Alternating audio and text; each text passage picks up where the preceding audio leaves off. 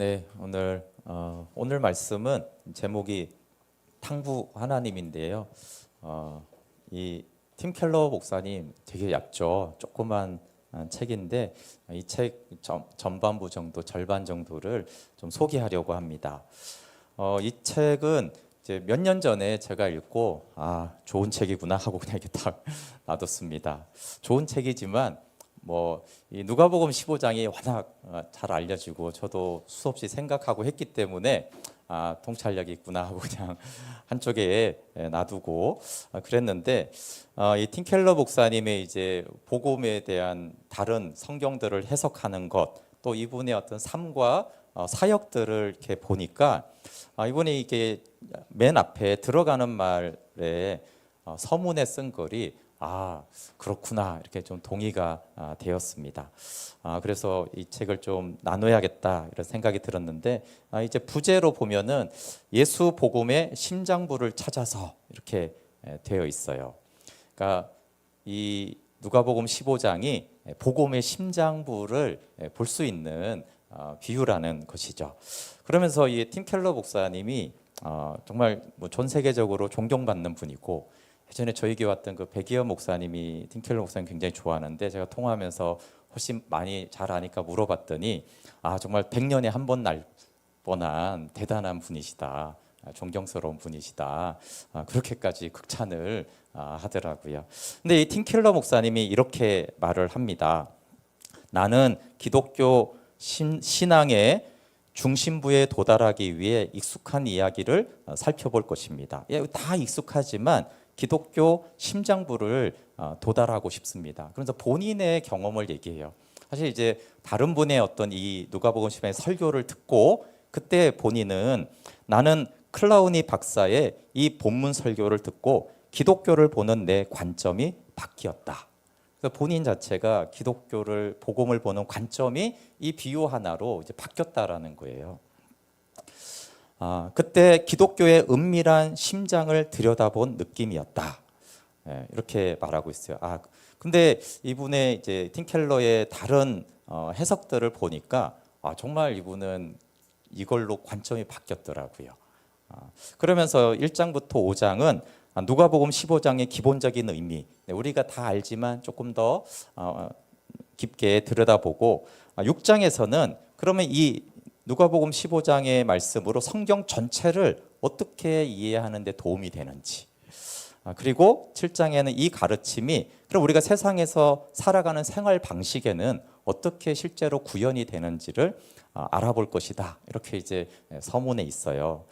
근데 이제 그냥 예전에 읽을 때는 그런가 보다 그랬는데 팀 켈러 목사님의 다른 성경을 해석하는 걸 보니까 정말 이분은 성경 전체에 대한 이해가 이 탕부 하나님의 내용이 깔려 있는 거예요. 근데 그 해석이 굉장히 복음적이고 탁월합니다. 그리고 본인이 또 그렇게 살았어요. 그리고 그렇게 살도록 많은 사람들을 가르쳤습니다. 또 하나는 팀 켈러 목사님이 이제 몇 년 전에 소천했습니다. 근데 이분이 수많은 사람들을 만나면서 가장 많은 사람들이 격려와 깨달음과 도움을 얻었던 본문이 사실 이 내용을 제대로 알려줬을 때, 깨달았을 때 가장 많은 사람들이 도움을 받았다, 신앙적인 큰 은혜가 있었다라고 합니다. 그래서 아들들을 위해서 사랑을 탕진하시는 하나님 아버지, 보통 우리가 탕자의 비유라고 하지만 이제 탕부, 그렇죠? 탕부. 그럼 탕부가 무슨 뜻이냐 하면은 여기서 탕자할 때 탕이 무모할 정도로 씀씀이가 해프다라는 뜻이에요. 너무 무모하게 씀씀이가 해퍼요. 하나님이 그렇다는 거예요. 뭐가요? 그 사랑과 은혜를 너무 무모하게 씀씀이가 해프게 은혜를 베푼다는 거예요. 그래서 이제 그게 탕부 하나님이라는 뜻입니다. 그래서 이 하나님의 무모한 은혜, 탕진하는 은혜만큼 우리에게 큰 소망이 되고 우리의 삶이 새롭게 되고 변화되는 능력은 없다는 것입니다. 그래서 이 탕부 하나님의 이 무모한 은혜가 우리도 이 누가복음 15장만 알고 싶은 게 아니고요. 성경 전체가 어떻게 보이는지, 나는 어떤 식으로 살아가야 되는지, 여전히 나에게도 이 소망과 능력이 있구나라는 것들을 우리도 그렇게 되었으면 해서 이 책을 좀 나누려고 합니다. 예수님 주위를 맴도는 두 부류가 있습니다. 근데 이제 우리가 잘 알듯이 그러니까 탕자 얘기하면은 초점을 몇 가지가 우리가 좀 잊어버리는데, 일단은 이 이야기의 관역은 성경 규정대로 행하고 있는 바리새인들을 향한 것입니다. 그리고 우리는 이 이야기가 늘 감동이라고 생각하지만 그 주 대상은 사실은 감동은커녕 경악하고 격렬하고 분노를 했습니다. 그래서 예수님이 이 누가복음 15장의 말씀을 전한 취지는 감동을 주기 위한 것이 아니라 우리의 범주를 깨트리기 위해서 이 말씀을 하셨습니다. 즉 우리가 생각하고 있는 하나님과 신앙과 그런 구원에 대해서 너희의 생각이 틀렸다라는 것을 알려주기 위해서 이 말씀을 하는 것입니다. 즉 자기 의로 눈멀고 편협해서, 지난주 말씀으로 하면 에고의 판단에 매여서 자기 판단 기준에 매여 있는 너희가 틀렸다, 그 기준이 틀렸다, 그 판단이 틀렸다라는 것을 알려주는 것이죠. 그러면 틀렸으면 왜 문제입니까? 틀리면은 내 영혼이 망가지고 또 남의 영혼까지 망가뜨리고 있다라는 것들을 보여주려고 이 비유를 한 것이에요. 당연히 여기 동생은 이기적인 자기 중심성이고 형은 도덕주의적인 삶인데 둘 다 틀렸다, 가차없이 잘못됐다라고 말하는 것입니다. 그럼 이제 오늘날 우리 교회들이나 또 나를 봤을 때 전체적으로 보면은 종교화가 많이 되었다라는 것을 알 수 있습니다. 교회가 왜 알 수 있죠? 예수님이 공생의 사역을 하실 때는 예수님은 종교에 충실한 사람들에게는 눈의 가시였습니다. 그런데 종교나 도덕과 거리가 먼 사람들은 예수님을 굉장히 매력적이라고 생각을 했어요. 호감을 가졌습니다.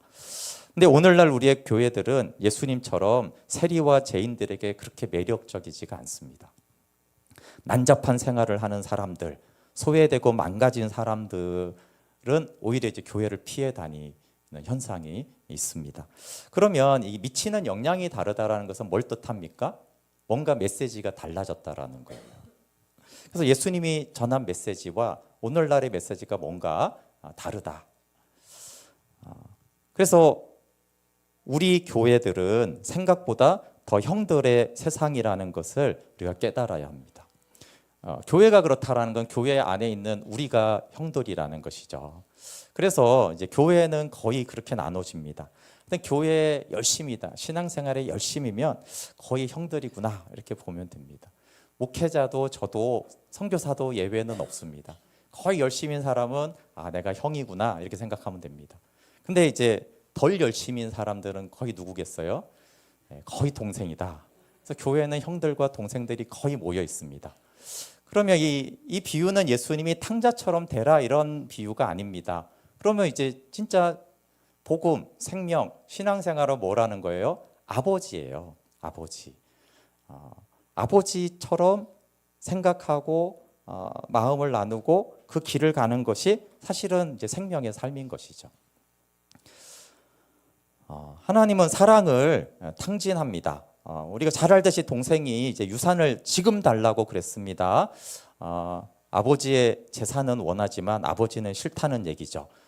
이건 우리가 다 이해를 하고 있습니다. 또 우리는 이제 유교 문화를 알고 있기 때문에 좀 비슷한 면이 있습니다. 전통적인 아버지는 이때 어떻게 합니까? 보통 엄청 호되게 혼낸 다음에 집안에서 쫓아내야 됩니다. 이런 자식은. 그 고대 시대 때 당연한 거예요. 근데 아버지는 그냥 살림을 각각 나눠줍니다. 여기서 각각 나눠줬으니까 형한테도 나눠줬고 동생한테도 나눠줬습니다. 15장 12절 한번 같이 읽어볼게요. 시작. 그 둘째가 아버지에게 말하되 아버지여 재산 중에서 내게 돌아올 분깃을 내게 주소서 하는지라. 아버지가 그 살림을 각각 나눠 주었더니, 여기 살림이라는 비오서는 원래 생명이라는 뜻이 있습니다. 그래서 예수님이 이게 살림이니까 유산이니까 돈을 나눠줬다 이렇게 해야 되는데 생명을 각각 나눠줬다 이렇게 표현하고 있어요. 그 왜 그러냐 하면 재산의 3분의 1, 이제 장자가 원래 2배, 둘째는 3분의 1을 받는 거거든요. 근데 고대 시대 때 3분의 1의 유산을 돈으로 주려면 어떻게 해야 돼요? 토지를 팔아야죠. 근데 오늘날의 토지와 고대시대 때의 토지는 개념이 많이 다릅니다. 고대시대 때 땅과 사람의 관계, 그러니까 가나안 땅에도 그 땅, 지게표를 옮기지 말라, 그 땅을 지키기 위해서 안 팔고 막 죽고 그러잖아요. 그렇죠? 아합이 막 뺏고. 그러니까 그 땅이라는 의미는 오늘날 사고 파는 이런 개념하고 전혀 재산의 개념하고도 좀 다른 개념이 있습니다. 그러니까 땅은 그러니까 현재는 오늘날에는 땅이 나에게 속했다고 생각을 해요. 땅 주인들은. 근데 고대 시대 때는 내가 땅에 속해 있다라고 생각했던 시대입니다. 그래서 과거 사람들의 정체성은 장소와 땅에 매여 있어요. 그래서 어디 출신이다 이런 것도 엄청 중요한 것입니다. 그래서 땅의 일부를 팔아서 이렇게 잃어버린다라는 것은 뭐냐 하면은 그게 목숨을 잃는 거예요. 자아가 상실되는 거죠. 자아의 일부를 떼어줘야 되고 당연히 지역사회에서의 지위와 어떤 명예들은 그만큼 추락을 하게 되는 것입니다. 그래서 아들의 요구는 아버지의 목숨을 찢어달라는 것이에요. 생명을 좀 찢어달라. 근데 아버지는 사랑으로 그것을 해줍니다. 그럼 사람들은 보통 사랑을 거부당하면 어떻게 합니까? 내 사랑이 거부를 당하면 우리는 그 사랑을 최대한 걷어들입니다. 왜냐하면 상처를 덜 받기 위해서요. 상처를 걷어들여야지 나한테 상처가 덜 돼요. 거절당한 것에 대해서. 근데 아버지는 너무 심한 거절을 당한 것이죠. 그 아픔이, 그 고통이 너무나 큰데 아버지는 사랑을 거둬들이지 않습니다. 실추된 명예와 처참한 비참함과 함께 사랑을 거둬들이지 않음으로 인한 고통을 참고 견딥니다.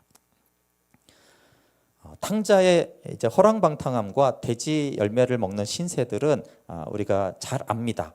그래서 17절에 보면 여기 스스로 돌이켜라는 말을 갑자기 어느 날 진짜 비참한데 배고픈데 아버지께 이런 게 아니라 스스로 돌이켰다라는 것은 계획적이었다는 거예요. 전략을 좀 짜야겠어. 이대로는 안 되겠어. 근데 아버지께 이대로 돌아갈 수는 없는데 어떻게 하면 돌아갈 수 있지? 이게 계속 몇 날 며칠을 계속 궁리를 하고 하는데 이게 그냥 들어가면 분명히 쫓겨날 게 분명하는데 내가 돌아가서 어떻게 말을 해야 될까? 아버지 내가 죄를 지었습니다라고 인정하고 아들로 받아달라고 하면 분명히 발로 차임이 당하겠지. 그러니까 나는 아들 자격이 없습니다라고 먼저 내가 아버지가 뭐라고 나가 이 자식아 하기 전에 내가 먼저 다 시인을 할 거야.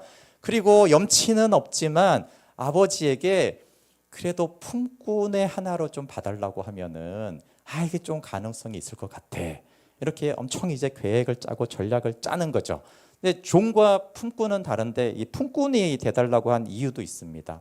그러니까 종은 우리가 말한 노예 개념인데 품꾼은 밖에 있으면서 품삯을 받는 상인이거나 기술자를 품꾼이라고 말합니다. 근데 사실 상자는 뭐 기술도 없죠. 좀 이제 기술을 배워가지고 제가 이렇게 하는 그런 품꾼으로 저를 써주십시오. 이 정도면은 가능성이 있다라고 생각한 거예요.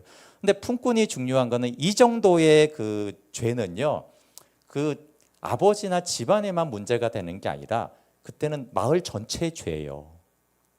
마을 전체에서 저 자식 우리 동네 들이면 안 돼. 이제 이런 죄인 거예요. 근데 그런 죄가 되면은 이게 사죄로 해결이 안 됩니다. 어떻게 해야 되냐면 배상을 해야 돼요. 배상을 하겠습니다. 그러면 이제 그 사회가 네가 그 정도로 배상을 할 정도로 잘못을 뉘우친다라면 우리가 뭐 받아줄 수도 있다. 물론 무조건 받아주는 것도 아니에요. 근데 이제 이 정도로 하면은 마을 사람들과 아버지가 나를 받아주겠다 이렇게 생각을 하고 전략을 짠 것입니다. 그래서 집안에 들어갈 자격이 없음을 알고 있습니다. 그래서 일을 배워 품삯을 다 못 갚죠. 당연히 엄청난 재산이니까. 그래서 내가 조금이라도 갚는 이 신용을 하면은 어떻게 들어가서 개길 수가 있겠다 이렇게 생각을 하는 것이죠. 그래서 돼지우리에서 뭐 했겠어요? 탕자가 대사를 연습하는 거예요. 대사를 연기를 잘해야죠. 물론 전혀 가짜는 아니지만 그래도 이게 대사를 연습하고 이제 귀향길에 다 이제 전략을 짜고 가고 있는 거예요. 그러니까 탕자는 자기 생각이 다 스토리가 쫙 있는 거예요. 근데 이제 아들이 이렇게 가는데 아버지가 먼 데서 오는 걸 보고 막 달려가는 거예요. 여기서부터 탕자가 예상하지 못했던 일이 예상을 하고 갔는데 고대 시대 때 중동의 큰 거부에 어른은 절대 뛰지 않습니다. 예. 그거는 볼 수가 없는 일이에요. 근데 막 이 엄청난 위험이 있는 아버지가 막 달려오는 거예요. 그거부터 당황스러운 일이에요. 근데 막 달려오더니 갑자기 목을 안고 입을 맞추는 거예요. 우리 20절 읽어볼게요. 이게 사실 탕자는 반가운 게 아니라 엄청나. 일단 앉기 전에 달려올 때는 저게 앉기 위해 달려오는 건지 펴려고 달려오는 건지 달려오는 것 자체가 그 볼 수가 없는 장면인데 이해가 되시죠? 저거 달려오시지? 와 진짜 뭐 발로 이제 이단 옆차기를 하려고 뛰어오는 건지를 하려고 달려온지를 알 수 없는 상황이었던 거예요. 15장 20절 읽어볼게요. 시작. 이에 일어나서 아버지께로 돌아가니라. 아직도 거리가 먼데 아버지가 그를 보고 측은히 여겨 달려가 목을 안고 입을 맞추니. 야, 근데 달려올 때는 이게 어떻게 달려오는지를 모르는데 왜 저러지? 그러다가 갑자기 안고 입을 맞췄을 때 분명히 이 탕자는 엄청 당황했을 거예요. 왜냐하면 자기가 계속 오랫동안 전략을 짜고 계획을 짜고 스토리가 이렇게 될 거라고 예상을 했는데 갑자기 다 뒤엉켰어요. 그렇지만 외운 대사는 해야 될 거 아니에요? 그렇죠? 외운 대사는 해야 돼. 이게 지금 무슨 상황인지 모르겠지만 이거는 나는 내 전략을 성공시켜야겠어. 그래서 21절에 말을 하는 거예요. 21절 읽어볼게요. 시작. 아버지 내가 하늘과 아버지께 죄를 지었사오니 지금부터는 아버지의 아들이라 일컬음을 감당하지 못하겠나이다.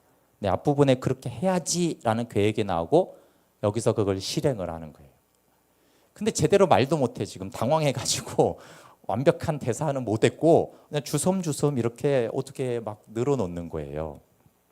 근데 아버지가 그 연습한 대사를 묵살하고 이렇게 말합니다. 제일 좋은 옷을 가져다가 입혀라. 빨리 그렇게 하라는 거예요. 이 집에서 제일 좋은 옷은 누구 옷이겠어요?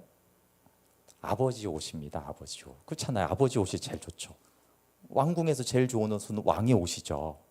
그러니까 아버지 옷을 입히라는 거예요. 그 말은 아들의 신분 회복의 가장 확실한 증포입니다. 제가 언약을 할 때도 했지만 고대 시대는 옷이 그 사람의 정체성과 신분이에요. 그렇죠?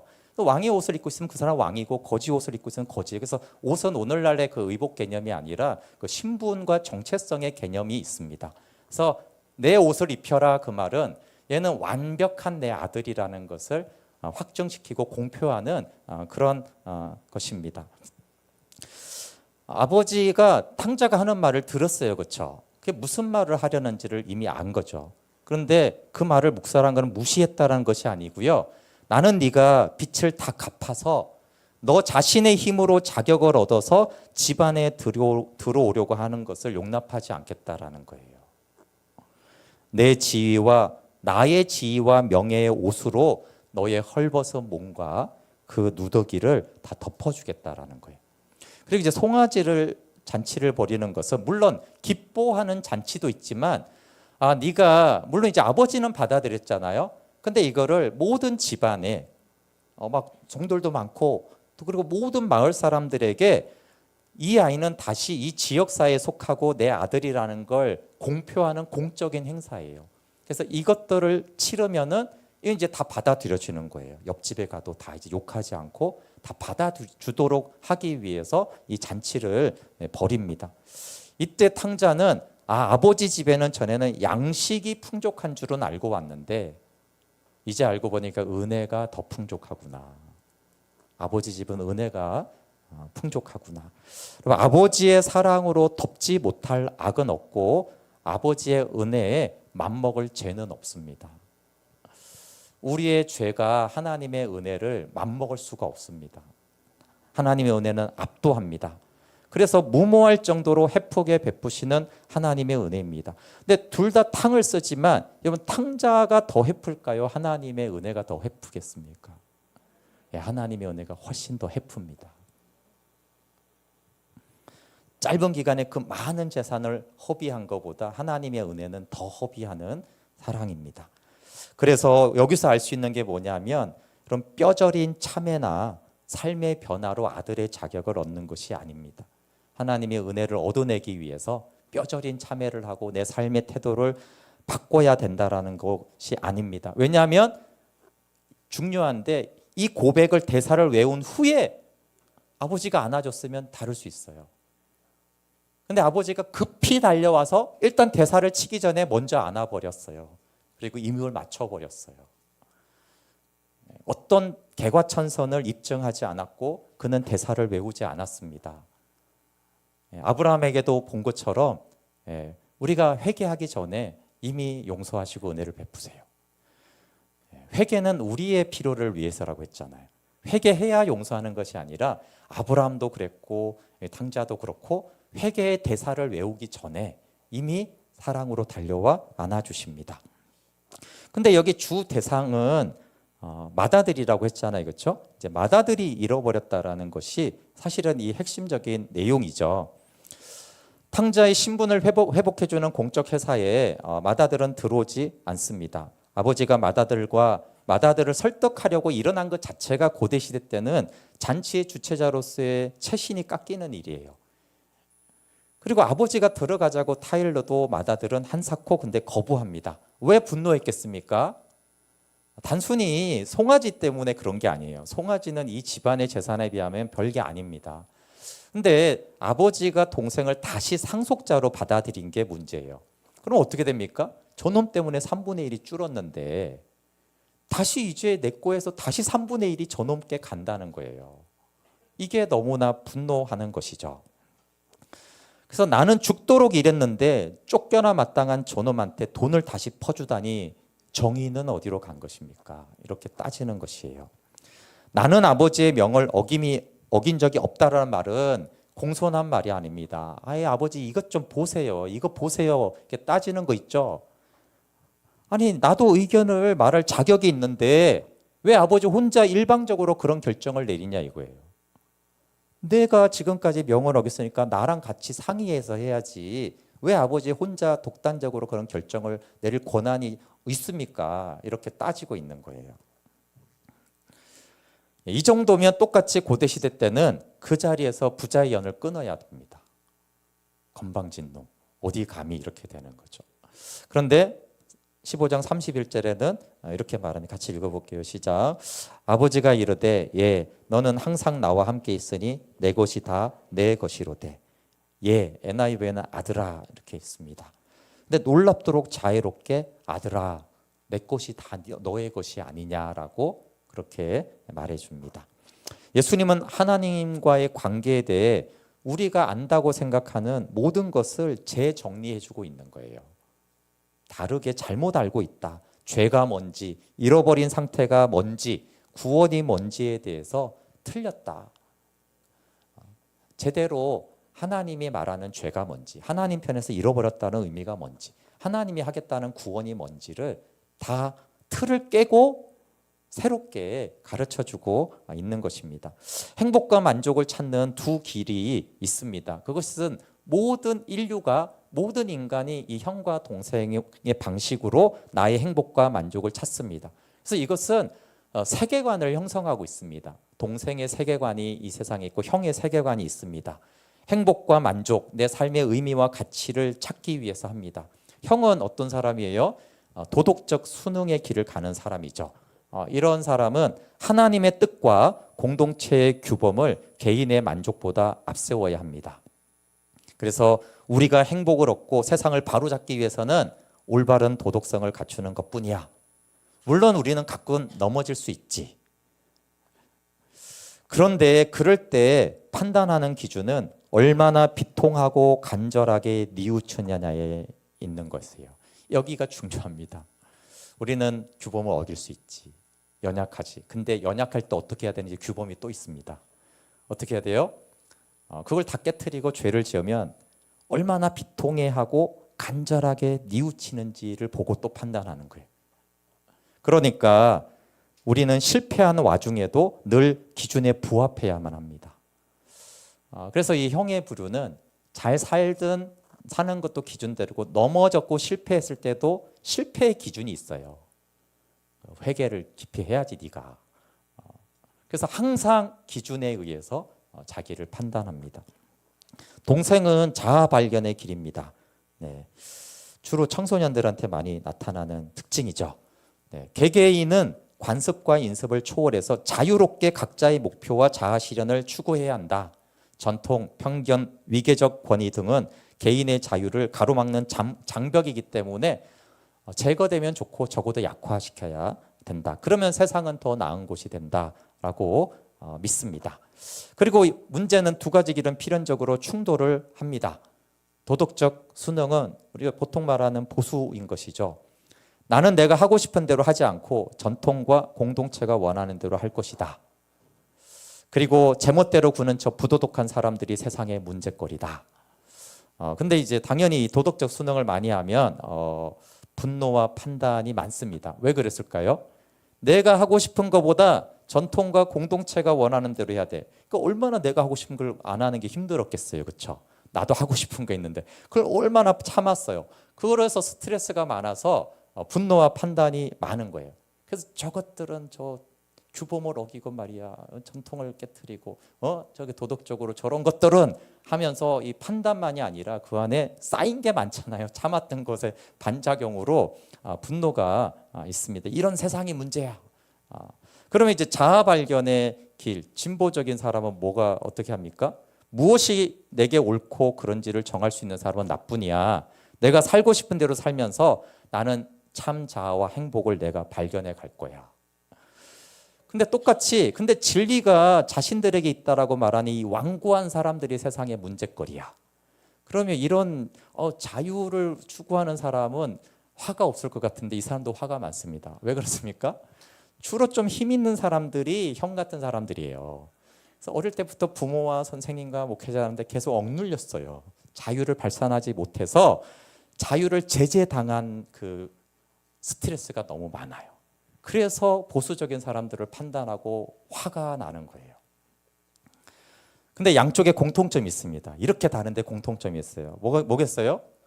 우리의 길이 세상을 바로잡는 길이야. 그리고 우리와 함께하지 않는 사람은 우리를 반대하는 사람들이야. 이게 이제 공통적인 특징입니다. 그런데 모든 사람이 이 둘 중 하나의 범주에 속합니다. 그리고 왔다 갔다도 합니다. 형처럼 열심히 해보다가 여기 너무 짓눌린 사람들은요, 동생처럼 확 돌아서 버립니다. 반대도 있습니다. 동생처럼 열심히 탕진해 보다가 이게 허무하구나. 그래서 다시 형처럼 사는 사람도 있습니다. 제일 어려운 사람이 두 길이 공생하는 사람이 있습니다. 항상 공존합니다. 이 사람이 제일 괴롭습니다. 그렇지만 다 나쁜 건 아닙니다. 이 괴로움 속에서 창의력과 통찰이 나옵니다. 그래서 뭔가를 잘하는 사람들이 이게 공존합니다. 보수와 진보가 공존해서 지 혼자 안에서 싸웁니다. 보통 저 사람들하고 이렇게 싸워야 되는데 자기 안에서 자기가 자기하고 싸웁니다. 그래서 그 고뇌 가운데 또 뭔가 나오죠. 그 창의력이 좋은 사람들이 거의 그런 사람들입니다. 예수님이 하는 메시지는 뭡니까? 예수님이 하는 메시지가 뭐냐면 양쪽 다 틀렸다라는 거예요. 근데 서로 옳다고 그러는데 아니 둘 다 틀렸다. 그럼 어떻게 해야 됩니까? 복음을 믿어야 된다. 아버지께 돌아와야 된다라는 것이 예수님의 메시지예요. 방법은 다르지만 마음은 같습니다. 형이 왜 안 들어갔습니까? 형이 왜 잃어버린 상태가 되었는지가 내가 여러 해 아버지를 섬겨 어김이 없거늘. 여기 정말 우리가 충격적으로 이해해야 될 것이 있습니다. 왜 아버지의 사랑을 잃어버렸는가가 뭐냐면 착함에도 불구하고가 아니고요. 착해서 그랬습니다. 착해서 아버지를 떠났어요. 아버지와 형을 갈라놓은 것은 그의 죄가 아니라 그의 착함과 순종이었습니다. 그의 악이 아니라 그의 그의 교만이었습니다. 이게 사실은 너무 충격적이에요. 여러분, 율법을 열심히 지킨 사람한테는 엄청 충격적인 말이에요. 내가 하나님하고 가까워지려고 죽도록 노력했는데 죽도록 노력한 것 때문에 멀어졌다고? 그걸 어떻게 인정할 수가 있겠어요? 힘써 순종하는 게 오히려 반항과 멀어지는 전략이 돼버린 것입니다. 형도 동생처럼 아버지의 재물을 원했습니다. 다만 자기 뜻을 관철하는 방식이 달랐죠. 둘째는 주세요 말로 하고 첫째는 무언의 언어로 했죠. 그렇죠? 말하지는 않아요. 안 말해도 네가 알아야지 이런 그렇게 많잖아요. 내가 이렇게 순종했으니까 내 인생의 모든 일을 내가 원하는 대로 해 주셔야 합니다. 그 정도는 다 아시죠, 아버지? 둘 다 아버지의 권위가 못마땅했고 아버지를 좌지우지하려고 합니다. 하나는 아주 못되게 하고 하나는 아주 착하게 해서 아버지를 이용해서 자기 목적을 이루려고 합니다. 예수님을 피하려면은 모든 계명을 지키면 됩니다. 예수님과 멀어지고 싶으면 모든 계명을 지키면 됩니다. 그러면 모든 계명을 지키면 어떻게 되죠? 나에게 권리가 생깁니다. 어떤 권리죠? 하나님은 내가 원하는 거, 내 기도 응답해 줘야 될 의무가 생기고 내 삶을 행복하게 해줘야 되고 사후에 천국 입장권을 줄 의무가 하나님에게는 생깁니다. 형의 분노와 거절을 보면은 그의 순종 속에서 단 한 번도 아버지의 행복이 그의 목표였던 적이 없던 거예요. 아버지가 행복하면 좋겠다라고 생각하지 않는 거죠. 순종으로 하나님을 통제하거나 적어도 하나님과 흥정은 할 수 있다라고 생각하는 것입니다. 그래서 죄는 단순히 규범을 어기는 것이 아니라 하나님의 자리에 오르는 것이죠. 그래서 두 아들의 길은 모두 스스로 자신이 구주와 주인이 되는 길을 걸으려고 한 것입니다. 그러면 가장 핵심적인 메시지는 뭐냐? 니네들 틀렸다 이게 아니에요. 둘 다 틀렸으나 둘 다 사랑받고 있다는 거예요. 모든 인간은 예외는 없습니다. 모든 인간은 자력 구원 사업에 몰두합니다. 방법은 한쪽은 형처럼 한쪽은 동생처럼. 아버지는 두 아들을 다 소중히 여겨서 사랑의 잔치 속으로 불러들입니다. 복음은 이렇게 말합니다. 복음은 종교냐 무종교냐, 도덕이냐 부도덕이냐, 도덕주의냐 상대주의냐, 보수냐 진보가 아닙니다. 그러면 그 중간에 어디에도 아니에요.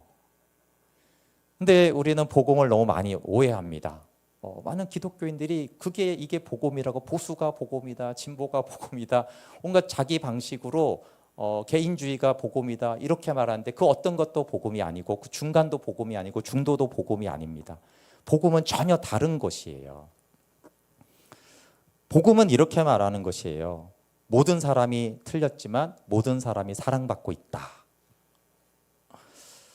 복음은 모든 사람을 불러서 모든 사람들이 내가 잘못됐다라는 걸 알려주는데 사랑으로 품어줌으로 변화시키기를 원합니다.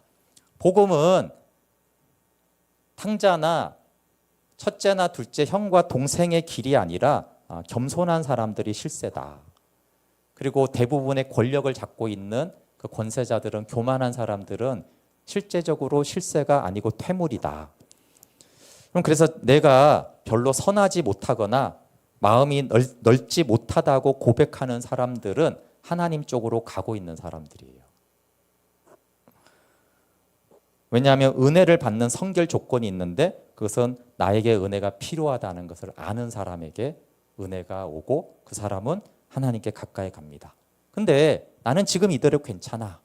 라오디게아 교회가 그랬잖아요. 그렇죠? 나는 부자라. 부족한 것이 없다. 근데 예수님이 그 교회 내가 토하여 버리겠다라고 그랬잖아요. 그렇게 괜찮다고 우기는 사람들은 하나님을 떠나가고 있는 것이에요. 근데 이 줄거리가 둘 다 틀렸으면은 두 얘기가 다 나와야 되는데 동생은 아버지의 잔치까지 들어온 것으로 어쨌든 한쪽에 일단은 일단락이 되는데 형은 분노하고 안 들어오고 마무리가 됩니다. 아니 사람들 얼마나 궁금하겠어요. 그래서 형은 어떻게 했어? 쫓겨났어, 뭐 들어왔어, 뭐 하나가 됐어. 이게 궁금할 텐데 얘기는 여기서 끝나요. 무슨 말이냐면 두 길이 다 틀렸지만 똑같이 위험한 것이 아니라는 거예요. 똑같이 위험하고 똑같이 잘못됐는데 위험성은 형이 더 위험해요. 왜 그렇습니까? 탕자는 자기가 아버지를 떠나고 죄를 지었다는 걸 자기도 알고 온 동네가 알고 아버지도 다 알아요. 그리고 형처럼 말해주는 인간들이 또 있어요. 네가 어떻게 했는 줄 알지? 구체적으로 너는 이런 죄를 지었어. 이렇게 옆에서 또 말해주는 사람도 있으니까 다 그렇게 말하니까 인정하기 싫어도 맞다. 어느 정도 그렇지. 그래서 인식하거나 인정에 훨씬 유리합니다. 근데 형의 문제는 뭐겠습니까? 자신의 영적 상태를 전혀 모릅니다. 뭐라고 말합니까? 나는 명을 어김이 없거늘. 아버지, 나는 명을 어긴 적이 없어요. 똑바로 아세요. 하나님도 가르치고 있잖아요. 하나님 모르세요? 내가 어떻게 했는지 모르시냐고요. 똑바로 좀 아시라고요. 하나님 그렇게 혼자 결정하면 안 되는 거 모르세요? 나한테도 권리가 있다고요. 여러분, 하나님을 지금 가르치고 훈계하고 있습니다. 당연히 저 탕자는, 그렇죠? 탕자 당연히 판단하고 있죠. 이 판단이 100% 옳다고 생각하고 지금 말하고 있는 거잖아요. 만약에 상상을 해봅시다. 누군가가 너도 잃어버린 자야. 너도 교만해져서 아버지를 떠나 있어. 이렇게 말하면은 그냥이 어떻게 할까요? 네. 분명히 엄청 분해서 견디지 못하고 길길이 날뛰었을 거예요. 그래서 아버지도 말을 안 한 거예요. 아버지가 더 말하면 아버지한테도 분노를 낼 놈이에요. 눈멀어 실상을 보지 못하기 때문에 형 같은 바리새인의 상태가 더 절망적입니다. 종교인들은 나한테 감히 어떻게 그런 말을 할 수 있겠냐? 내가 얼마나 충성했는데 네가 알아? 내가 어떻게 명을 어기지 않기 위해서 노력했는지 네가 알아? 계속 이렇게 핏대를 올리면서 주장하고 화를 냅니다. 근데 예수님이 충격적인 말을 하는 거예요. 내가 어떻게 노력하는 줄 알아? 명을 하나도 안 어기는 게 얼마나 힘든 줄 알아? 내가 얼마나 참고 노력하고 이를 악물고 내가 순종해왔고 이 일을 이뤄냈고 내가 밭을 갈아서 열매로 소출을 냈는 줄 알아? 이렇게 말하는데 사실 예수님이 말하는 거는 그거 안 중요해. 그거 중요하지 않아. 은혜로 주어지는 복음을 믿는 게 중요해. 이렇게 말을 하는 거예요. 아버지는 형을 사랑하고 있어요. 그렇죠? 아들아 이렇게 하잖아요. 전혀 아버지는 분노하지 않습니다. 아들아, 탕자처럼 똑같아요. 계속 은혜를 베풀고 네가 내 안에서 안식과 생명을 누리면 좋겠다. 이렇게 말하는 거예요. 여러분, 이 형이 자기의 영적 상태와 지극한 아버지의 사랑을 알았으면 얼마나 좋았을까요? 근데 이 형이 바리새인들이잖아요. 바리새인들이 분노하잖아요. 절대 듣지 않죠. 그럴 리가 없다. 내가 알고 있는 하나님과 내가 알고 있는 하나님의 관계에서 내가 틀릴 리가 절대 없다. 사실은 예수님이 뭐라고 하든 말든 권세 있든 말든 절대 인정하지 않고 화를 냅니다. 근데 여기에 관점이 있습니다. 형이 지금 동생에게 베푼 그 사랑과 은혜 때문에 화가 났잖아요. 근데 이제 형이 뭘 모르고 있냐면 동생에게 부어진 그 탕진하는 은혜가 지금 자기한테 주어지고 있음을 못 보는 거예요. 탕자를 차별하는 게 아니에요. 그렇죠? 탕자를 사랑하는 그 사랑으로 지금 큰아들을 사랑하고 있잖아요. 이 쫓아낼 놈을 아들아 내 것이 다 네 거야. 그 줬던 것도 뺏어야 되는데 아니지 다 네 거지 이렇게 하잖아요. 그러니까 그 사랑이 나한테 부어지고 있어요.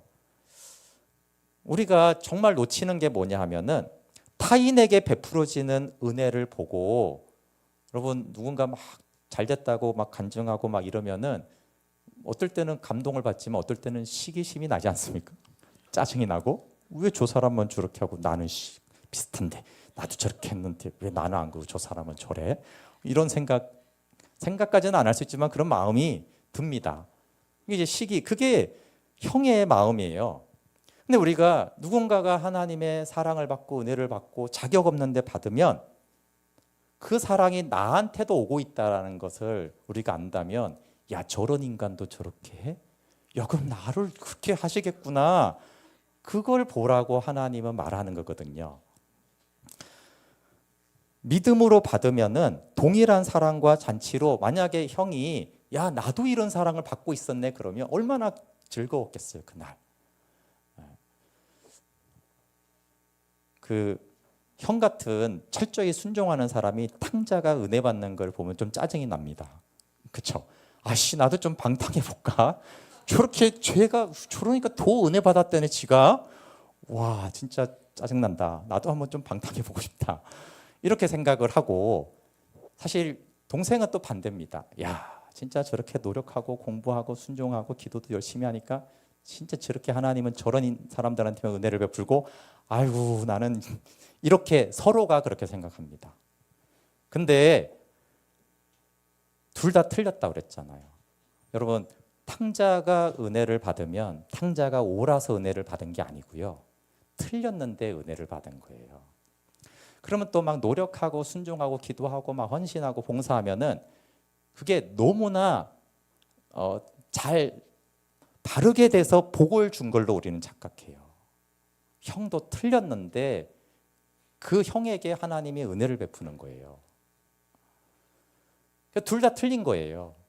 그래서 당사자도 알아야 되고 내가 틀렸는데 하나님이 나를 사랑해서 은혜로 나를 이렇게 지켜주시고 구원만이 아니라 내 삶을 이렇게 돌보아 주시는구나.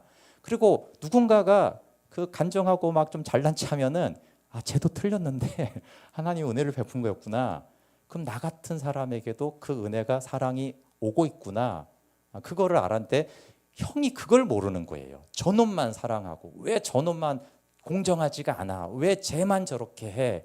나는 이렇게 했는데 왜 이렇게 하는 거야 라는 것이 그 형의 가장 큰 불행입니다. 이미 사랑받고 있는데 그걸 모르는 것이죠. 네, 우리 함께 같이 좀 기도하겠습니다. 네, 건반 좀 해주세요. 네, 여러분 우리 예외는 사실은 없습니다. 우리는 탕자형이든지 형의 타입이든지 아니면 왔다 갔다 하든지 아니면 공생하고 있는 두 길이 우리 안에 있습니다. 여러분 내가 뭔가 은혜 받고 누군가가 이렇게 해서 복 받았다고 그러면 대부분 그렇지 않습니다. 잘못하고 있는데 복 준 겁니다. 교만하든 방탕하든 뭔가 문제가 있는데 달려와 안아주시고 입 맞추시고 옷을 입혀준 거예요. 은혜입니다. 그리고 우리가 타인이 받는 은혜를 봤을 때 그 사랑이 나한테 오고 있는데 나는 하나님 왜 저 사람만 사랑하세요? 그렇게 본 시선을 돌이켜서 그 사랑이 나에게 임하고 있음을 바라보고 그 분노에서 계산하면 분노하지만 내려놓고 아버지의 사랑을 십자가에 나타난 그 사랑을 우리가 감사함으로 받아들이면 좋겠습니다. 같이 기도하겠습니다. 하나님 우리는 탕자와 바리새인을 왔다 갔다 합니다. 하나님 그리고 시기합니다. 뭔가를 잘해서 우리가 은혜를 입었다라고 오해도 합니다. 그리고 왜 저 사람만 사랑하지? 왜 저 사람에게만 응답하지? 왜 저 사람에게만 저렇게 기적적인 놀라운 역사들이 나타나지? 하나님 그 사랑이 나를 향하고 있고 그 은혜가 나에게 있음을 보지 못하고 하나님 분노하고 하나님께도 짜증이 납니다. 하나님 우리의 영적 상태를 깨달아 알게 해주시고 인정하고 하나님 니고데모처럼 겸손히 내 판단, 나의 노력, 나의 헌신, 나의 고생, 나의 스트레스 내가 참았던 것 내려놓고 있는 그대로의 하나님의 은혜와 사랑을 받아 누리게 하여 주시옵소서. 하나님 우리는 모두 틀렸습니다. 근데 틀린 자가 또 틀린 자를 판단하고 또 다른 틀린 자가 또 틀린 자를 판단하며 서로 옳다고 주장하는 시대를 살고 있고 우리도 그 속에 있습니다. 하나님 그러나 둘 다 틀렸지만 둘 다 사랑받고 있습니다. 그리고 그 사랑이 나에게도 그에게도 임하고 있습니다. 주님 아버지의 시선으로 아버지의 사랑으로 아버지의 생명으로 저희가 서게 하시고 남이 받은 그 은혜가 나를 향하고 있음